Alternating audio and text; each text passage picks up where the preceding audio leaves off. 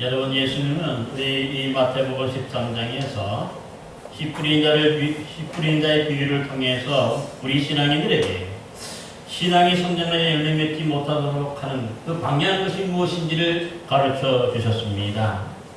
또한 이 가라지의 비유를 통해서 이 땅에 좋은 씨만 뿌려져서 성장하고 또 자라나는 것이 아니라 반대로 또한 악한 마귀 사탄이 뿌려놓은 그런 악한 가라지들도 있어서 사실 우리 신앙인들을 괴롭히고 또 속상하게 만들고 손해보게 만들기도 한다는 것을 난 가르쳐 주셨습니다. 오늘 본문 말씀도 역시 이 예수님께서 가르쳐주신 여러 비유 중에 또 하나로서 겨자씨 하늘의 비유를 통해서 오늘은 하나님 나라, 바로 이 천국이 그 어떤 나라보다도 튼튼하고 큰 나라가 될 것임을 또한 가르쳐 주시고 있습니다. 여러분에게 본문 31절에 보면 예수님께서는 천국은 마치 사람이 자기 밭에 갖다 심은 겨자씨 하나를 갖다 말씀하고 있습니다. 그렇게 여러분이 천국이, 즉 하나님 나라가 마치 겨자씨 하나를 갖다고 말씀하고 있는데요. 과연 이 천국과 이 하나님의 나라와 이 겨자씨 하나와는 이 무슨 상관이 있을까요?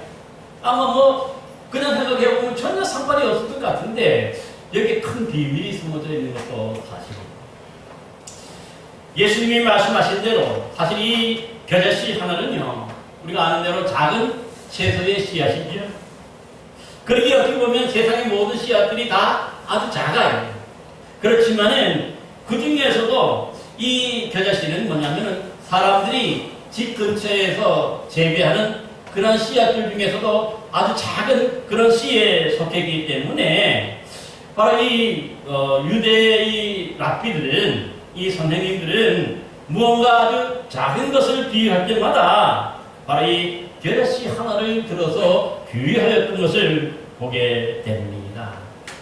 여러분, 하지만은 사람들이 아주 작게 여겨졌던 이 겨자씨 하나리 거기 싹이 트고 거기 이제 줄기가 자라고 이렇게 성장하면요 약 한 3m 정도까지 크게 되는데, 그러니까 어떻습니까? 우리 눈에 보이려고 말라고 했던 그런 씨가 아주 존재감이 없었던 그런 씨가 3m가 넘는, 그러니까 보통 사람의 2배가 넘는 아주 크게 그렇게 자라게 되는 것을 볼 수 있다는 것이죠.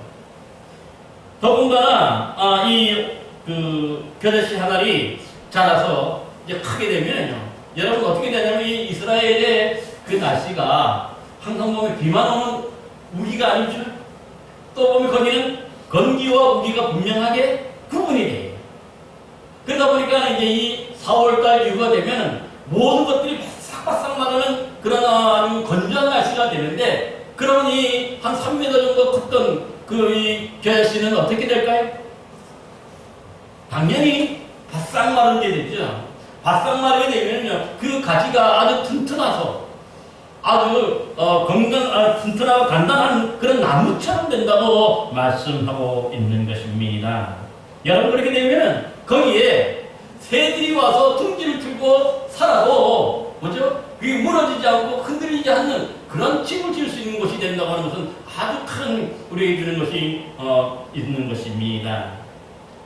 그러기에 오늘 본문에서 예수님은 이 겨자씨를 굳이 이 불과의 채소임에도 불구하고 뭐라고 부르고 있습니까? 나중에 나무가 된다.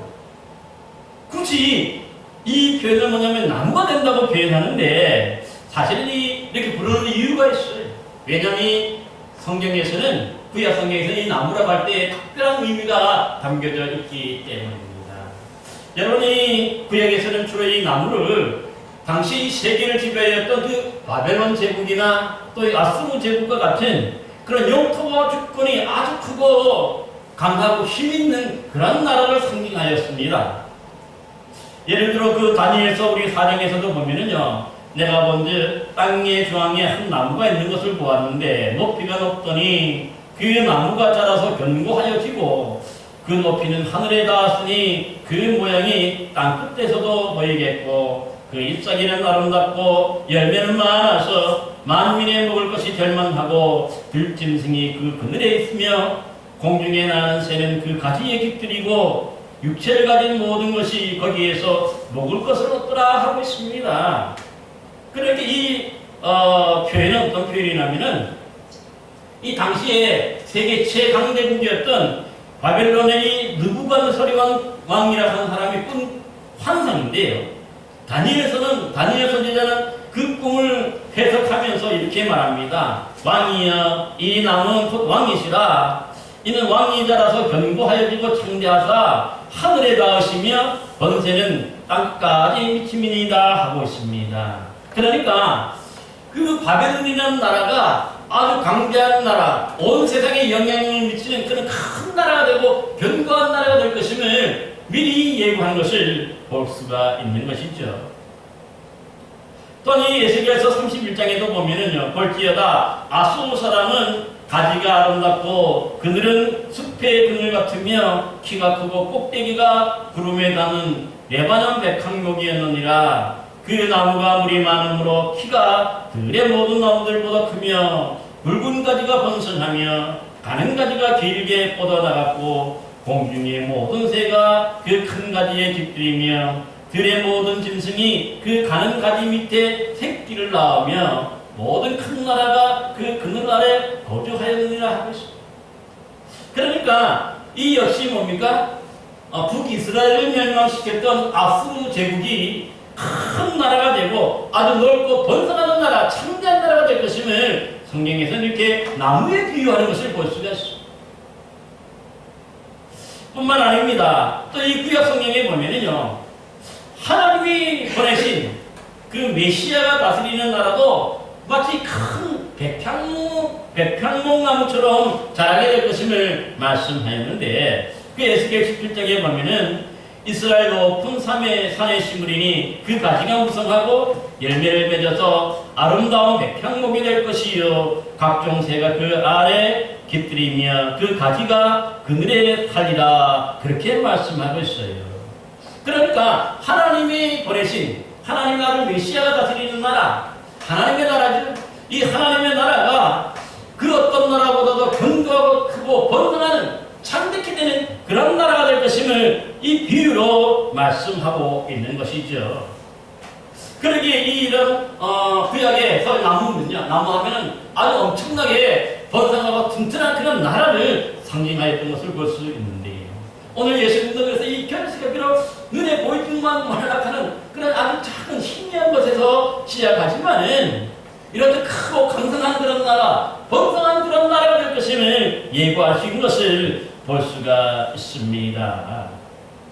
그것도 오늘 본문에 보면 이 가지가 그 겨자씨 나무라 그랬죠? 그 나무에 공중의 새들이 와서 깃들인다고 표현했는데, 여러분, 이 새들이 날아가고 할 때 작은 새들도 있지만 큰 새들도 있지. 그러다 보니 이 나무가 흔들리고 나무가 집이 그러면 뭡니까? 이상하지 못하죠, 웬만해서는. 그런데 이 겨자씨가 나중에 자라보니까 나중에 바싹 말라 느낀 나무가 됐는데 보니까 얼마나 안전한지 새들이 거기에 잠시 왔다가 머물고 가는 게 아니라 거기에 깃들고 아주 머물고 산다는, 그만큼 튼튼하고 그만큼 견고해진다는 것을 분명히 말씀하고 있습니다. 그런데 여러분, 사실 보면은요, 잘 아시는 대로 이렇듯 뭔가 지금까지는 큰 제국을 이루고 뭔가 번성했던 그런 나라들이 지금 남아있는 나라들이 있습니까? 그렇게 번성하고 그렇게 세계를 다스렸는데, 여러분 잘 아는 대로 이 아수르 제국도 멸망당하고 또 바벨론 제국도 멸망당했죠. 또 예수님 당시에 세계를 호령하였던 이 로마 제국도 1000년 정도 지나니까 완전히 망했죠. 뿐만 아니라 뭐 페르시아 왕국도 마찬가지고, 또 한쪽에는 이 동양에서부터 시작됐던 이 몽골 제국도 어떻습니까? 100년을 넘어가지 못하고 망하게 되는 것을 볼 수 있습니다. 한결같이 모두가 다 무너져 내렸습니다. 그런데 지금 하나님의 나라는 얼마나 강건한지, 사실 여러분 처음 시작은 어떻게 하였냐 하면은 잘 아는 대로 로마 수도도 아니고 예루살렘도 아니었어요. 어디서 시작합니까? 그 이스라엘의 변방지역, 변두리 지역, 바로 갈릴리 보잘것 없는 데서부터 거기서 예수님이 바로 하나님의 나라를 선포하셨죠. 없었던 이 하나님의 나라가 바로 이 예루살렘을 복음화시키고 유대를 복음화시키고 더 나아가 뭡니까? 사마리아와 또 아시아와 또 로마를 지나서 온 세계 지금 뭡니까 이게 퍼져나갔지만은 그 나라가 망합니까? 안 망했습니다. 그 어떤 나라보다도 강건하고 더 튼튼한 그런 나라, 창대한 그런 하나님의 나라가 이루어지고 있는 것을 볼 수가 있는 것이죠. 그러기에 오늘 이 말씀에서 보면 아주 작게 시작했지만은 가면 갈수록 그 나라가 엄청난 나라가 창대한 나라가 될 것임을 말씀하는데 바로 그 교시와 똑같은 그런 모습인 것을 말씀하고 있는 것을 볼 수가 있습니다. 그러기에 우리가 하나님이 우리 주님께서 정말 이 땅에 선포하신 이 하나님의 나라, 이 하나님의 나라는요 아주 보잘것없고 미약하고 아주 작은 나라가 아니라는 것이죠. 맨 처음에 볼 때는 그것이 보잘것없고 능력도 없고 이게 무슨 나라가 될 것인가 그렇게 다들 생각했겠지만은 가면 갈수록 그 나라가 엄청난 능력과 엄청난 힘을 발휘하는 것을 볼 수 있어요. 특별히 이 하나님의 나라 자체가 어떻습니까? 거기에는 뭐가 들어있습니까? 바로 하나님 나라의 생명력이 있잖아요.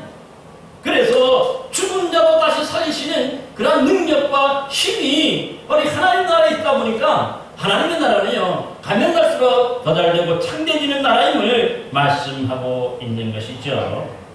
그러므로 오늘 우리는요 먼저 깨달아야 될 것은 뭐냐면 이 비유를 통해서 하나님의 나라는 생명력이 있는 나라이기 때문에 망하지 않고 가면 갈수록 더 잘되고 가면 갈수록 더 부흥하고 가면 갈수록 더 크게 번성하는 나라임을 우리는 믿어야 할 줄로 믿습니다.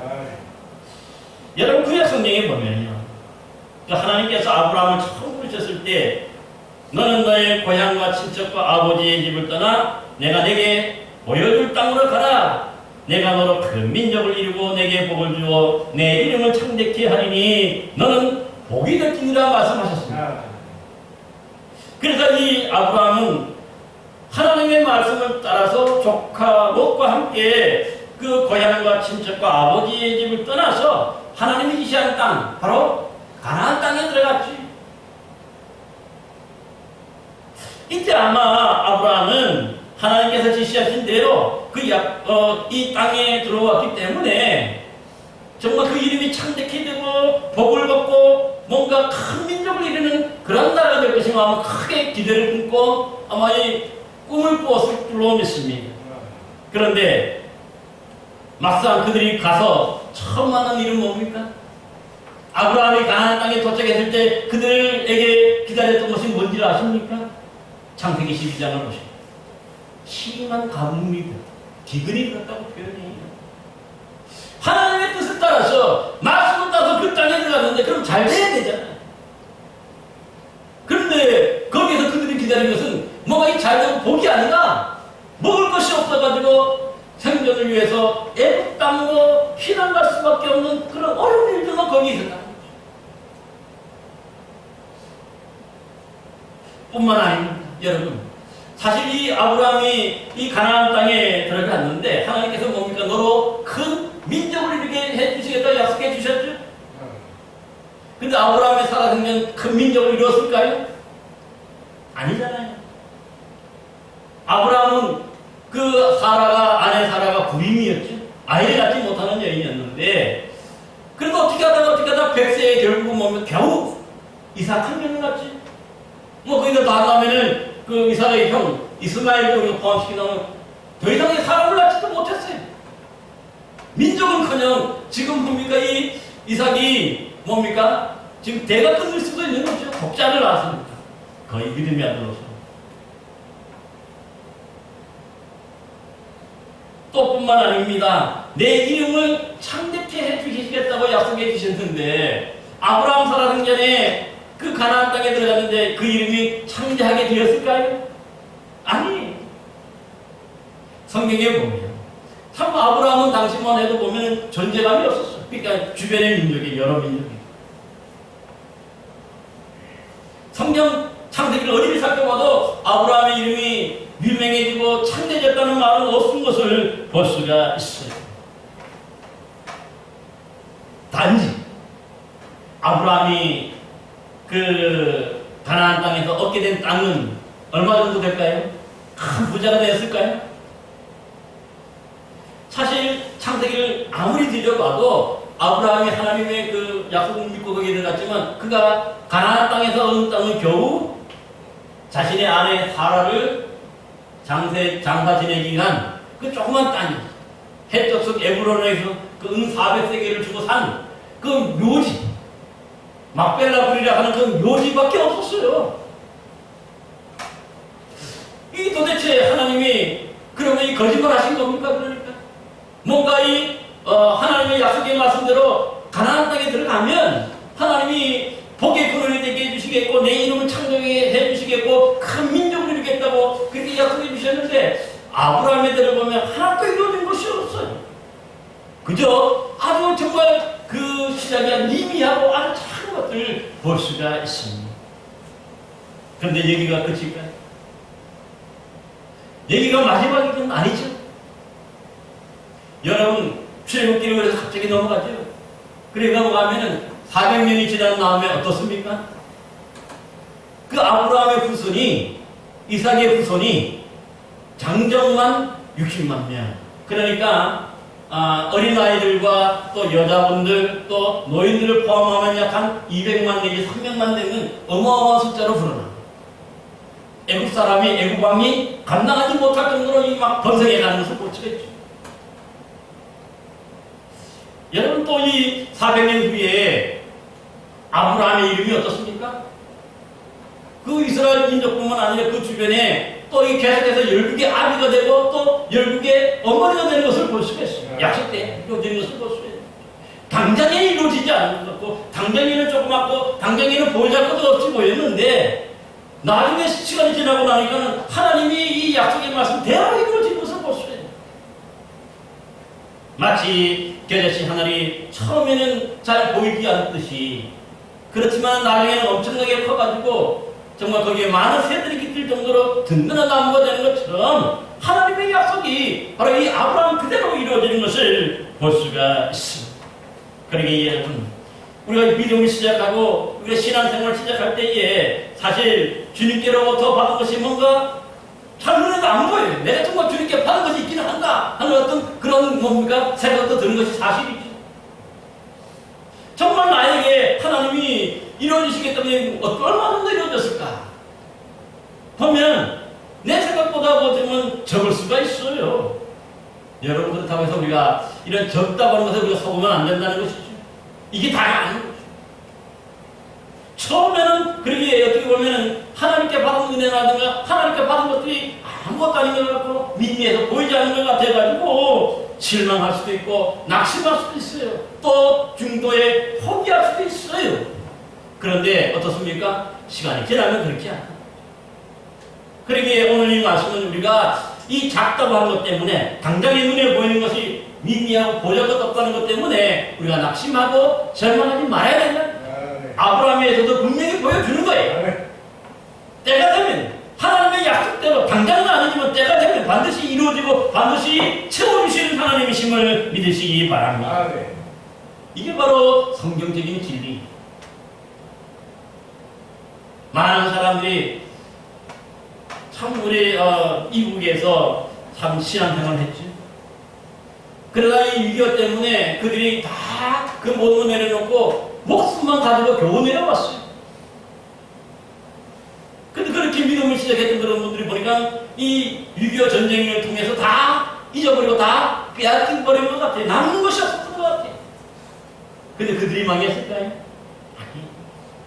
저는 그 자손들, 후손들 서울에서 참 많이 봤는데 그 이국 사람들이 세운 교회, 넘어온 사람들이 세운 교회. 엄청난 복을 받게 되는 것을 보고 우리나라 지도층이 되고요. 어떤 분들은 자녀들 보니까 그러니까 그 우리나라 대표가 적십자회 그 뭡니까 총재가 되고 대표가 돼가지고 금강산에 가고 또 평양에 가는 그런 사람들도 봤어요. 어마어마한 복을 받아요. 그 자녀들이 그들을 보면은 그분들을 보면은 보잘것도 없어 보이는데 그러나 그 자녀들을 보면 볼수록 더 뭡니까 놀랄 수밖에 없어요. 이게 하나님의 축복이라고 하는 것밖에 우리가 이해할 수가 없는 것이죠. 하나님의 축복은 이런 거예요. 당장에 내 눈에 보이지 않고 내 대에는 다 이루어지지 않지만 가면 갈수록 하나님이 여러분들에게 채워주시고 여러분을 창대케 되는 그런 복을 허락하여 주실 줄로 믿습니다. 여러분 모두도 그럼 이런 가면 갈수록 더 잘 되는 그런 번성하는 복을 누리시기를 간절히 기원합니다. 또 한 가지 이 겨자씨 하나의 비유를 통해서 우리가 배울 수 있는 하나님의 나라는, 이 하나님의 나라는 제대로 심겨지기만 하면 이렇듯 때가 되면 자라고 때가 되면 성장해서 아주 단단한 나무가 된다는 것을 우리에게 분명히 말씀하고 있습니다. 여러분들에게 예수님께서 선포하시는 하나님의 나라가 그 갈릴리에서만 멈추지 않았다는 거죠. 그것이 이스라엘을 넘어서 로마를 넘어서 오늘날 전 세계에 자원먹지 뭡니까? 많은 민족들이 믿게 되는 그런 뭡니까? 바로 신앙이 되는 것을 볼 수가 있습니다. 오늘날 우리나라도 마찬가지 아닙니까? 사실 우리나라 이 복음이 전해질 때 실패한 것 같고 뭡니까? 등불이, 성경의 등불이 꺼진 것 같았어. 왜냐하면 우리나라 최초의 선교사가 개신교 선교사가 누구냐면 바로 영국의 토마스 선교사라는 분이신데요.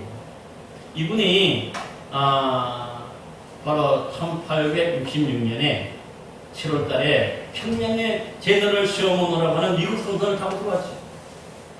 근데 그가 거기에 들어가서 선교를 잘 했을까요?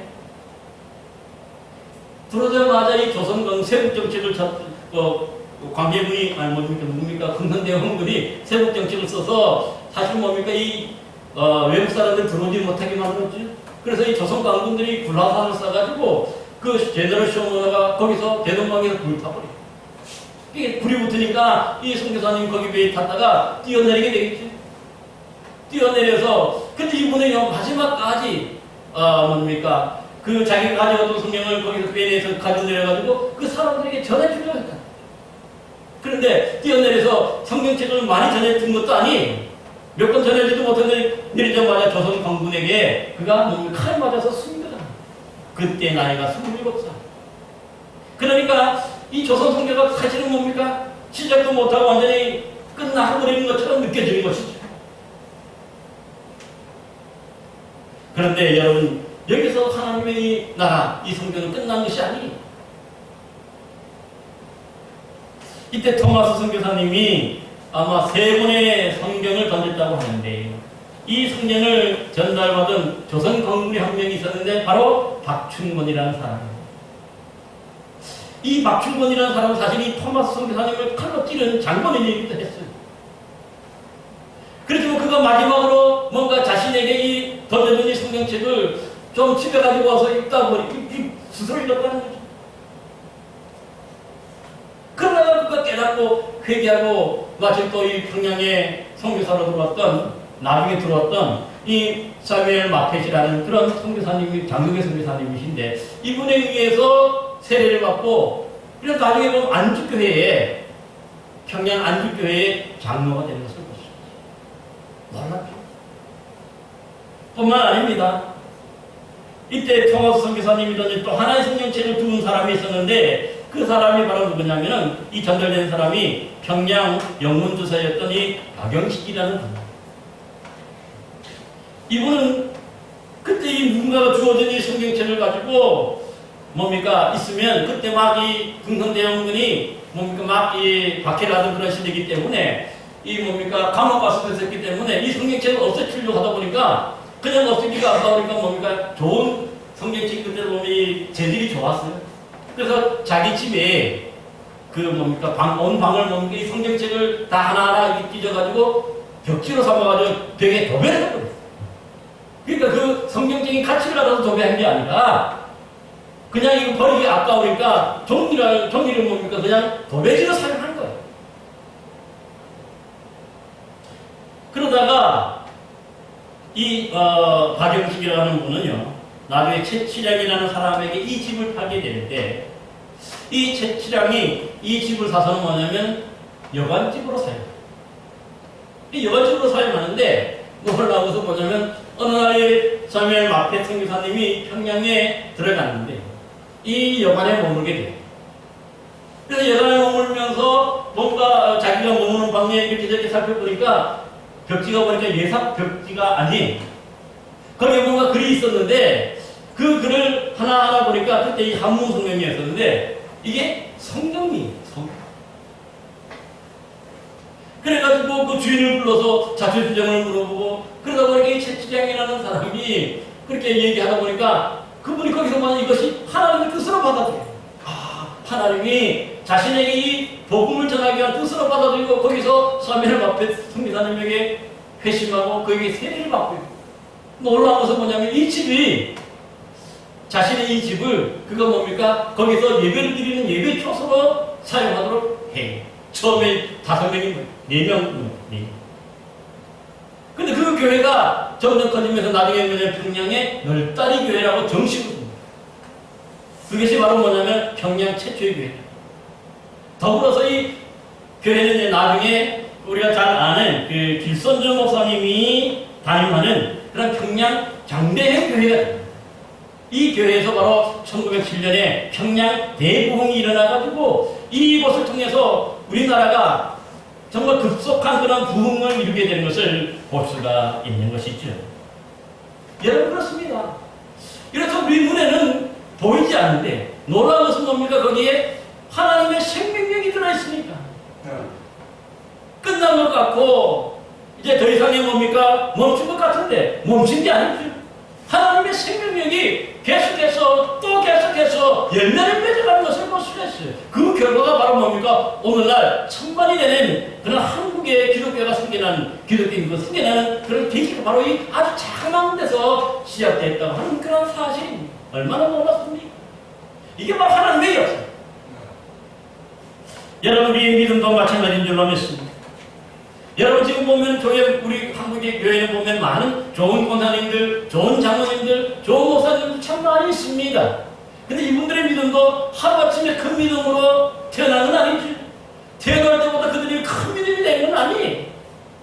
그들도 정말 어렸을 때부터 모태신앙도 있고 또 여기저기 주워 들어서 겨우 뭡니까? 신앙생활 시작했어. 시골에서 저 어렵고 힘든 가운데서 때로는 백정들도 그렇게 해가지고 이 복음을 전파되고 그들이 복음을 받아들이게 되니까 엄청나게 놀라운 발전이 일어나게 되는 것 아닙니까?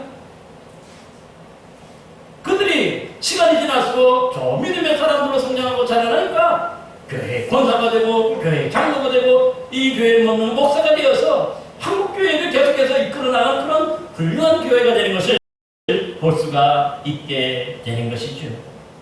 그러므로 지금 우리의 믿음이 아주 작고 더 작고 컸고 내가 지금 경험하고 내가 체험하는 것들이 정말 잘 미미해서 뭡니까 느끼지 못할 수도 있겠지만 그러나 이미 여러분들에게 하나님의 말씀이 심겨지고 하나님 나라 복음이 여러분들에게 증거되고 또 심겨졌기 때문에 때가 되면은요 여러분도 모르는 사이에 이런 엄청난 그런 큰 믿음의 사람들로 성장하고 자라나고 또 열매 맺게 될 줄로 믿습니다. 그러기에 성경에서 뭐라고 말합니까? 내 시작은 미약하였으나 내 나중은 심히 참되게 되리라고 말씀했어. 이것이 진리. 하나님의 말씀이기 때문에 진리.